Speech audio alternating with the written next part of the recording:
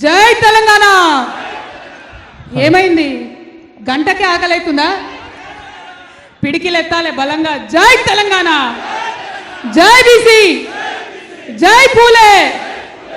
వేదిక మీద ఉన్నటువంటి అందరికీ కూడా పేరు పేరున హృదయపూర్వకంగా నమస్కారాలు తెలియజేస్తా ఉన్నాను.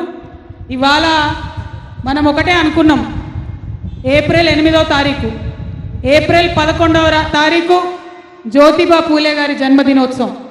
మరి ఆ రోజు లోపల అసెంబ్లీలో పూలే విగ్రహం పెట్టేటటువంటి ప్రకటన ప్రభుత్వం చేయాలనేటువంటి డిమాండ్తోని ఇవాళ ఇక్కడ 1116 మందికి పైచిలుకు ఆకలితోని దీక్ష చేయాలన్నటువంటిది మొదటి నిర్ణయం. ఆ దీక్షలో, ఆ ఉద్యమంలో కదలి వచ్చినటువంటి వారందరికీ ఉద్యమాభివందనాలు తెలియజేస్తా ఉన్నాం. మరి 1116 మంది దండలేసుకొని ఇక్కడ కూర్చుంటే వారికి మద్దతుగా తరలి వచ్చినటువంటి వేలాది మిగతా మిత్రులందరికీ కూడా హృదయపూర్వకంగా నా నమస్కారాలు తెలియజేస్తా ఉన్నాను.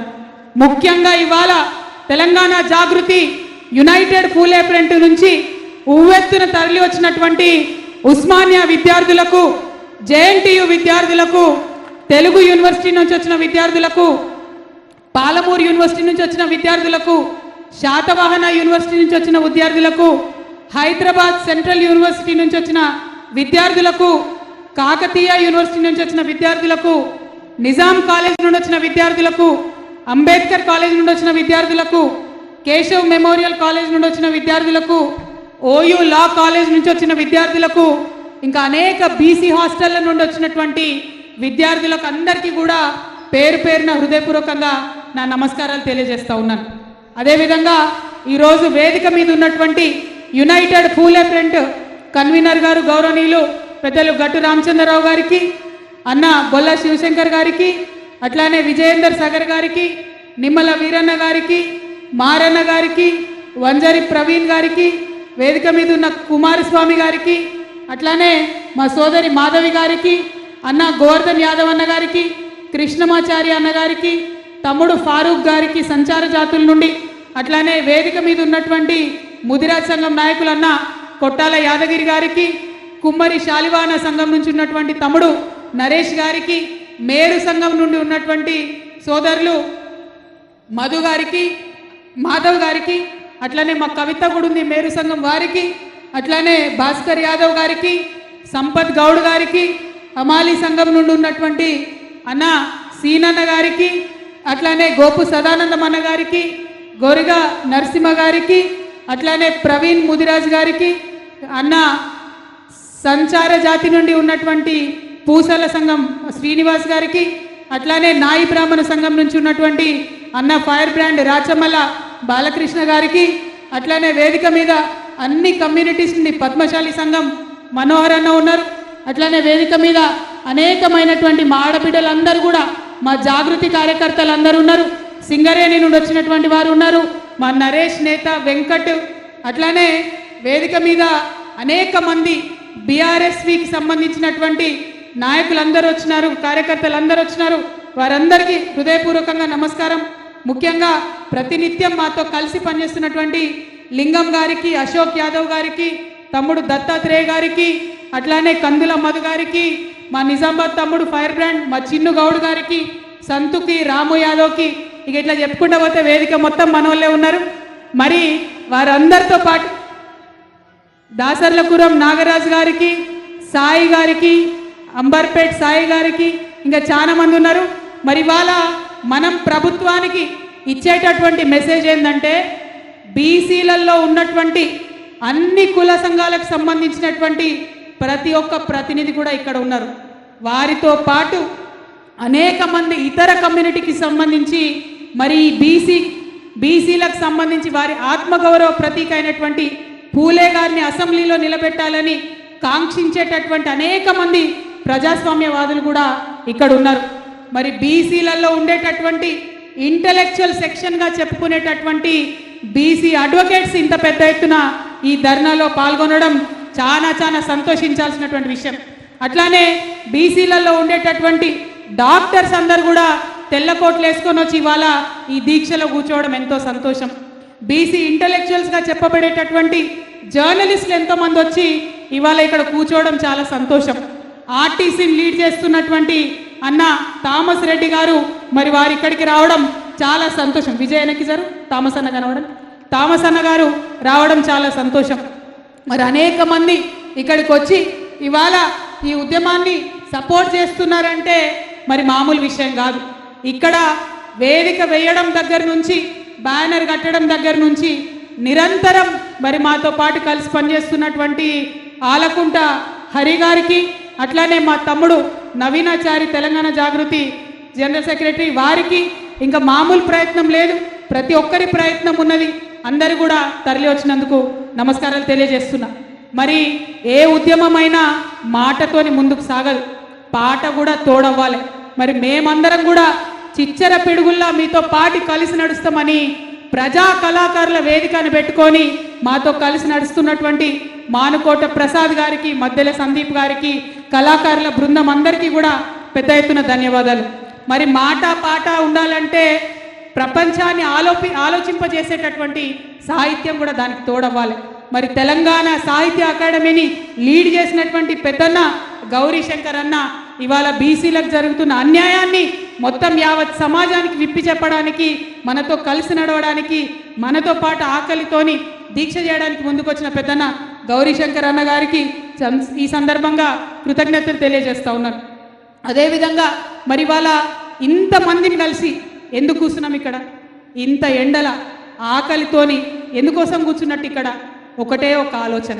మన భారతదేశంలో తరతరాలుగా వేల సంవత్సరాలుగా అన్యాయానికి గురైనటువంటి అనేక జాతులు ఉన్నాయి, అస్పృశ్యతకు గురైనటువంటి అనేక జాతులు ఉన్నాయి, అవకాశాలు దక్కనటువంటి అనేక జాతులు ఉన్నాయి, మహిళలు ముందుకు రానటువంటి జాతులు ఇంకా ఎన్నో ఉన్నాయి.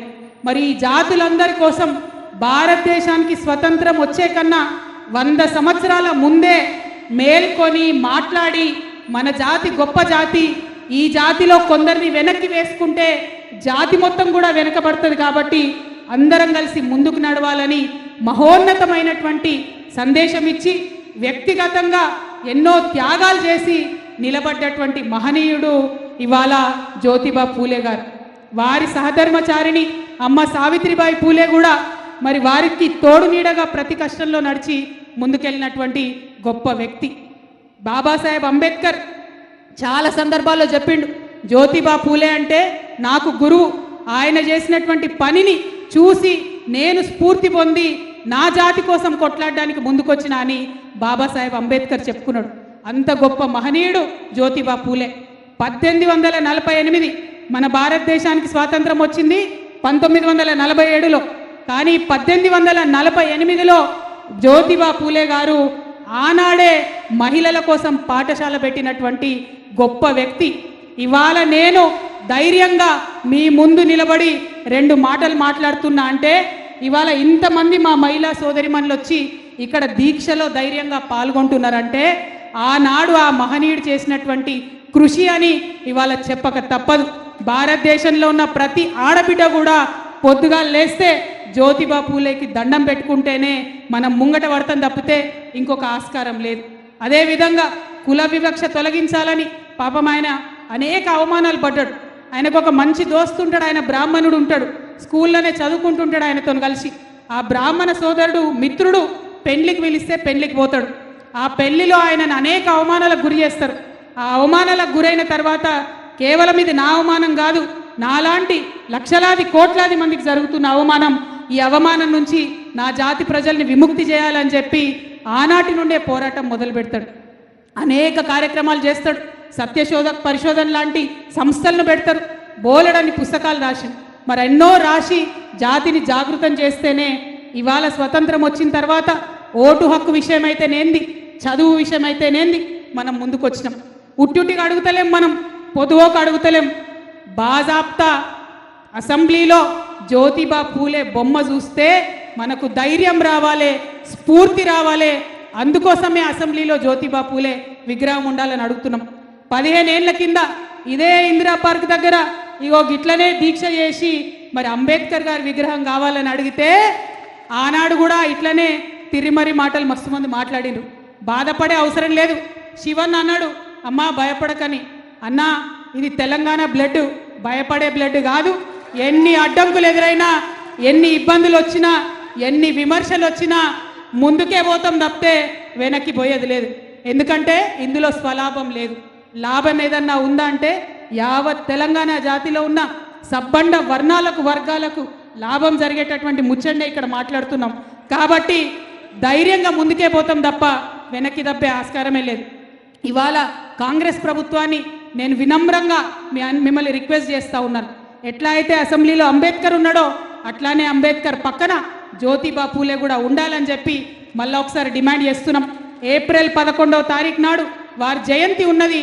ఆ రోజన్నా ప్రకటన చేసి తెలంగాణ బీసీ బిడ్డలకు మీరు ఒక స్ఫూర్తినివ్వాలే, మద్దతునివ్వాలని చెప్పి ప్రభుత్వాన్ని డిమాండ్ చేస్తూ ఉన్నాం. మరి ఇదే విషయం మనం మాట్లాడుకుంటా ఎట్లా అయితే జ్యోతిబా పూలే విగ్రహం ఉండాలన్నామో అట్లనే మనకు రిజర్వేషన్లు కావాలన్నాం. 42% కోసం కొట్లాడినాం. దాని ఫలితంగా ఇవాళ బిల్లులు పెట్టిండ్రు. ఆనాడు ఒకటే బిల్లు పెడతామన్నారు. కాంగ్రెస్ పార్టీ మేనిఫెస్టోలో రాజకీయ రిజర్వేషన్ తప్పితే ఇంకో దాని ముచ్చట లేకుండే. కానీ ఇదే నాయకులం, ఇదే యునైటెడ్ పూలే ఫ్రంట్, ఇదే జాగృతి నాయకులం అందరం కలిసి ఒక్కటి కాదు 3 బిల్లులు పెట్టాలి. విద్యకు సపరేట్గా పెట్టాలి, ఉద్యోగాలకు సపరేట్గా పెట్టాలి, రాజకీయాలకు సపరేట్గా పెట్టాలని డిమాండ్ చేసినాం. అప్పుడు కూడా నవ్విండ్రు, అప్పుడు కూడా మస్తు మాటలు అన్నారు. కానీ సోయి తెచ్చుకున్నారు. రాజకీయాలకు సపరేట్ బిల్లు, విద్యా ఉద్యోగాలకు సపరేట్ బిల్లు, 2 బిల్లులు అసెంబ్లీలో పెట్టిందంటే అది కేవలం యునైటెడ్ పూలే ఫ్రంట్, తెలంగాణ జాగృతి, బీఆర్ఎస్ పార్టీ 50 మంది తెలంగాణ బీసీల విజయంగా ఇవాళ మనం భావించాల్సినటువంటి అవసరం ఉన్నది. మరి మళ్ళీ డిమాండ్ చేస్తూ ఉన్నాం, మీరు ఖచ్చితంగా ఆ బిల్లు ఎక్కడుందో చెప్పాలి. అసెంబ్లీలో కౌన్సిల్లో బిల్లు పాస్ అయి 4 వారాలైంది. 4 వారాలైన తర్వాత గవర్నర్ దగ్గర ఉన్నదా? మరి గవర్నర్ దగ్గర నుంచి ప్రెసిడెంట్ దగ్గరికి పోయిందా? ఏమైందన్న విషయం ఇప్పటివరకు చెప్తలేరు. ముఖ్యమంత్రి గారు ఏమన్నారు? ఇక బిల్లు పాస్ కాగానే తెల్లారే అఖిలపక్షం దోల్కొని ప్రధానమంత్రి దగ్గరికి పోతా అన్నారు. పోయినరానే ప్రధానమంత్రి దగ్గరికి తెలంగాణ రాజకీయ నాయకులు పోయినరా? పోలే. ఎందుకు పోలే? ఎందుకంటే ప్రధానమంత్రి గారితో వీరికి ఎటువంటి అండర్స్టాండింగ్ లేకపోతే, ఎటువంటి లాలూచి లేకపోతే అపాయింట్మెంట్ ఎప్పుడో వస్తుండే, అఖిలపక్షం ఢిల్లీకి పోతుండే. కానీ బీజేపీ పార్టీని కాపాడడానికి ఇవాళ కాంగ్రెస్ పార్టీ కేవలం మనని ఢిల్లీకి తీసుకుపోకుండా ఒక తుపేల్ ధర్నా పెట్టిండ్రు. అక్కడ ఏం చేసిర్రు? కాంగ్రెస్ పార్టీ నాయకులంతా ట్రైన్లు కట్టుకొని ఢిల్లీకి పోయినరు. ఆడ కూర్చున్నారు. ఇక పొద్దున్న బ్రేకింగ్లు టీవీలలో, ఇక రాహుల్ గాంధీ వచ్చే, రాహుల్ గాంధీ వచ్చే, ఇక మా రాహుల్ గాంధీ వచ్చి ఢిల్లీలో మాట్లాడతాడు, గర్జిస్తాడు, బీసీ బిల్లు వస్తుంది తెలంగాణలో అని చెప్పింది. చివరికి ఏమైంది? రాహుల్ గాంధీ రాలే. ఎందుకు రాలేదంటే ఏం ఆన్సర్ లేదు, ఏం జవాబు లేదు. మళ్ళా గాడ మన తెలంగాణ బీసీ బిడ్డలే, కాంగ్రెస్ వాళ్ళే పాపం, అయినా బీసీలే కదా, కాంగ్రెస్ నాయకులే వాళ్ళు ఆడ కూర్చున్నారు. ఆడికి ఇదే మన ముఖ్యమంత్రి గారు పోయి ఢిల్లీలో మాట్లాడిండు. పోనీ ఢిల్లీలో మన ముఖ్యమంత్రి గారు అన్న మొత్తం దేశానికి అర్థమయ్యేటట్టు హిందీలో ఇంగ్లీష్లో మాట్లాడతాడంటే మళ్ళీ గాడకి ఇదే తెలుగు ఉపన్యాసం ఇచ్చే. ఇక మరి దానికి ఢిల్లీకి పోవడానికి నాకైతే ఇంతవరకు అర్థం కాలేదు. అది గల్లీలో పెట్టుకోవచ్చు కదా మీటింగు. మేమేమంటున్నాం, బీసీ బిల్లు ఢిల్లీలో పాస్ కావాలంటే ఢిల్లీలకు అర్థమయ్యే భాషలో చెప్పాలి, ఢిల్లీల మీద ఒత్తిడి పెరిగే భాష చెప్పాలి, మోడీ గారిని ఒత్తిడి పెంచేటటువంటి పని చేయాలి, బీజేపీ మీద ఒత్తిడి తీసుకురావాలి. మీకు ఎటువంటి లాలుచి లేకపోతే వెంటనే ఆ ప్రయత్నం చేయాలని చెప్పి నేను ముఖ్యమంత్రి గారిని డిమాండ్ చేస్తున్నా. ఇంకొక విషయం, చాలా ఘోరమైన విషయం, ఈరోజు పొద్దున అన్ని పత్రికలలో వచ్చింది. ఈ కులగణన వేసిన తర్వాత మనందరం బాగా బాధపడ్డాం. కులగణన వివరాలు కరెక్ట్ చెప్తలేరు, మీరు కరెక్ట్ చెప్పాలని అడిగినాం, తప్పు చెప్తున్నారని అడిగినాం, దానికి జవాబు చెప్పలేదు. పోనీ అసెంబ్లీలో పెట్టండి లెక్కలని అడిగినాం, దానికి జవాబు లేదు. పోనీ గ్రామ పంచాయతీలలో వివరాలు ఇవ్వండి అని అడిగినాం, దానికి జవాబు లేదు. ఇవాళనంట మొత్తం ఇచ్చినటువంటి డేటా, వాళ్ళకు వచ్చినటువంటి డేటా అంతా తీసుకుపోయి ఒక ఇండిపెండెంట్ ఎక్స్పర్ట్ కమిటీకి ఇస్తారట. ఆ ఇండిపెండెంట్ ఎక్స్పర్ట్ కమిటీలు ఈ డేటాను అనలైజ్ చేస్తారంట. ఈ డేటాను వాళ్ళు అనలైజ్ చేసి మనకు డీటెయిల్స్ చెప్పే వరకు మనం ఎవ్వరం కూడా దాని మీద మాట్లాడొద్దట. దానికోసం నిన్న హెచ్చరిక జారీ చేసిరు. ఇగో, కులగణనపై ఎవరు మాట్లాడొద్దు, ప్రభుత్వము, నాయకులు, మీడియాకు ఎవరు కూడా మాట్లాడొద్దని ఇక్కడ అండర్లైన్ చేసి పెట్టినాం. స్వతంత్ర సంస్థనట, వీళ్ళు ఇండిపెండెంట్ సంస్థనట, వీళ్ళు మనకు హెచ్చరిక చేస్తున్నారు. మీరెవరు మాకు హెచ్చరిక చేయడానికి? మీకు ధైర్యం ఉంటే, మీకు నిజాయితీ ఉంటే, నిజంగా బీసీల పట్ల కాంగ్రెస్ పార్టీకి చిత్తశుద్ధి ఉంటే మొన్న వేసిన కులగణన వివరాలు మీరు అసెంబ్లీలో పెట్టండి. అందరూ మనిషోడు పట్టుకొని రాయి, మీరు అసెంబ్లీలో పెట్టండి. కానీ మీరు అసెంబ్లీలో పెట్టకుండా ఆ డేటాను తీసుకుపోయి ఆర్టిఫిషియల్ ఇంటెలిజెన్స్ యూజ్ చేసి అనలైజ్ చేసి ఆ తర్వాత మనకు రిజర్వేషన్ ఇస్తారట. మేమేం చేసినాం, బీఆర్ఎస్ పార్టీ నుండి ఆనాడు చేస్తే బాజాప్తా వెబ్సైట్లో పెట్టలేదా? పెట్టినాం. మీకెందుకు ధైర్యం లేదు? కాంగ్రెస్ పార్టీ చరిత్ర దయచేసి తెలుసుకోవాలి. 2011లో సోనియా గాంధీ గారి హయాంలో దేశంలో కులగన్న వేసిరు. 2011 నుంచి 2025 అంటే 14 ఏళ్ళు. 14 ఏళ్లలో ఆ వివరాలు ఇంతవరకు ఇవ్వలే. కర్ణాటకలో కాంగ్రెస్ ప్రభుత్వం ఆధ్వర్యంలో 2015లో కులగణన చేసిరు, అంటే 10 ఏళ్ళు. అది ఇంతవరకు వివరాలు ఇవ్వలే. ఇక తెలంగాణలో పోయిన సంవత్సరం చేసిరు. పోనీ ఈ వివరాలన్నా ఇస్తారేమో అంటే మళ్ళీ ఇవి కూడా తీసుకుపోయి ఇండిపెండెంట్ సంఘానికి ఇస్తారట. అందులో ఆర్టిఫిషియల్ ఇంటెలిజెన్స్ యూజ్ చేస్తారట, దాంతో అనాలిసిస్ చేస్తారట. ఆర్టిఫిషియల్ ఇంటెలిజెన్స్తోని చాలా ప్రమాదం ఉందని హెచ్సియులో మనమేమో చేసినామని నిన్ననే మళ్ళా సీఎం గారు చెప్పిండ్రు. నాకైతే ఏమనిపిస్తుందంటే, ఇగో ఇది చూస్తుంటే ఆర్టిఫిషియల్ ఇంటెలిజెన్స్ అంటే ఏఐ అంటే ఆర్టిఫిషియల్ ఇంటెలిజెన్స్ కాదు. ఏఐ అంటే అనుమూల ఇంటెలిజెన్స్. ఏఐ అంటే అనుమూల ఇంటెలిజెన్స్. ఈ అనుమూల ఇంటెలిజెన్స్ వాడి మా కులగణను తప్పుతో పట్టించి బీసీ కులాలకు అన్యాయం చేసే ప్రయత్నం జరుగుతుంది తప్పితే ఇంకోటి కాదు. కాబట్టి ఈ అనుమూల ఇంటెలిజెన్స్ మొత్తం రాష్ట్రంలో విధ్వంసం సృష్టిస్తున్నది. అనుమూల ఇంటెలిజెన్స్ పక్కకు జరిగితే తప్ప రాష్ట్రం బాగుపడే పరిస్థితి కనబడతలేదు. అది కులగణన కావచ్చు, హెచ్సియు కావచ్చు, ఇంకోటి కావచ్చు. కాబట్టి ఇవాళ మనందరం కూడా ఈ వేదిక ద్వారా కోరేది ఒకటే, డిమాండ్ చేసేది ఒకటే. మొదటిది, మీరు అసెంబ్లీలో పూలే విగ్రహం పెట్టండి. రెండవది, కులగణన వివరాలు అసెంబ్లీలో పెట్టండి. మూడవది, బీసీ బిల్లులు ఏదైతే అసెంబ్లీలో పాస్ చేసిండ్రో అవి ఎక్కడున్నాయో చెప్పండి. ఎందుకంటే భారతీయ జనతా పార్టీ ఓపెన్గా చెప్పింది సుప్రీంకోర్టుకి, మేము బీసీలకు లెక్కలు తీయం, మేము బీసీలకి దేశంలో కులగన్న చేయమని బీజేపీ ఓపెన్గా చెప్పింది. మరి ఆ పార్టీకి ఎట్లా ఒత్తిడి పెంచాలి? అది ప్రజా ఉద్యమాల ద్వారా ఒత్తిడి పెంచుదామా, రాజకీయ పరంగా ఒత్తిడి పెంచుదామా? మీరు ప్రజలకు జవాబు చెప్పండి. ఆ ఒత్తిడి పెంచడానికి మేమందరం కూడా సిద్ధంగా ఉంటాం. మీరు ఎక్కడికంటే అక్కడికి వస్తాం. మీలాగా ఢిల్లీలో దొంగ దీక్షలు మేము చేయం, నిజమైన దీక్ష చేస్తాం. ఇవాళ శాంపుల్ మాత్రమే. ఇక్కడ మనం ఓన్లీ పొద్దుగాలటి నుండి సాయంత్రం వరకే ఆకలి కూస్తున్నాం. ఈ బీసీ బిల్లు పాస్ అవ్వాలంటే అవసరమంటే ఢిల్లీకి పోయి నిరవధికంగా నిరాహార దీక్ష కూర్చుందామని చెప్పి ఈ సందర్భంగా నేను తెలియజేస్తూ, మరి ఆనాడు మహిళా బిల్లుకు ఎట్లయితే మనం చేసినామో అట్లనే మనం బీసీ బిల్లు కోసం కూడా చేయాల్సినటువంటి అవసరం ఉంది. మరి దానికి నాయకులందరూ సిద్ధమేనా? పోదామా ఢిల్లీకి? ఇవాళ today about the HCU issue, our honorable chief minister Mr. Anumula Revanth Reddy, he has constantly told everybody and the whole nation that many of the people here, including the students, have used artificial intelligence to create fake images and fake issues or fake videos. It is not the truth. We are saying it openly today on this public dais that it is not artificial intelligence which is hurting our state today. It is not artificial intelligence which is cheating the BCs today. It is not the artificial intelligence which is cheating the HCU students today. But it is Anumula intelligence. It is Mr. Revanth Reddy's intelligence that is cheating the public of Telangana today. We want the whole country to know whatever happened in HCU, that is a fact. Whatever is happening here today, that is a fact. Rahul Gandhi ji talks about OBC empowerment. But today, the OBC census that are done in Telangana are not true, and they are suppressing the demands of the OBC.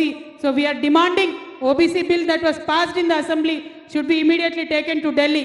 Thank you. Jai Telangana. Jai BC.